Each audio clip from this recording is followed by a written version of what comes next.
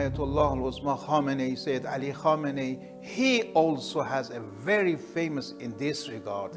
He says, insulting the great personality of Islam, such as great companions of the Prophet and honorable wives of the Prophet, it's not allowed. So those who insulting this great personality, they are not real Muslim because they cause some problem among the Muslims. We are people of tolerance. We are people who tolerate others.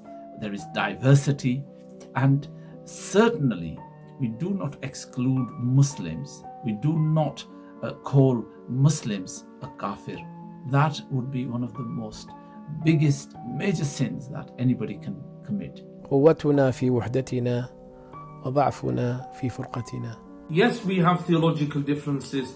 We have many differences with our Shia brothers, but those differences do not legitimize us to go to such an extreme to excommunicate them, do takfir, and to call for the killing of our Shia brothers and sisters. We have to be united, shoulder to shoulder, hand in hand. We stand together.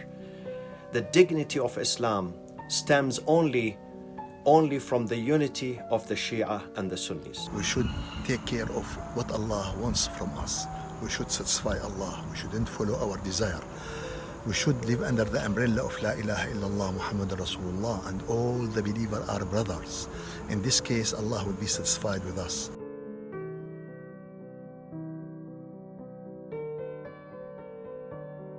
The unity does not mean that the Shia becomes converts to Sunni or vice versa. The unity means that we have a common ground on which we rely, and we face the problems, the challenges, the enemies that we face together. हम तमाम उलमाए कराम से appeal करते हैं कि वो उम्मत के वसी मफाद में वातसिमू बिहब्लिल्लाहि जमीआ की रोशनी में अपनी सफ़ों में मुकम्मल इत्तेहाद पैदा करें.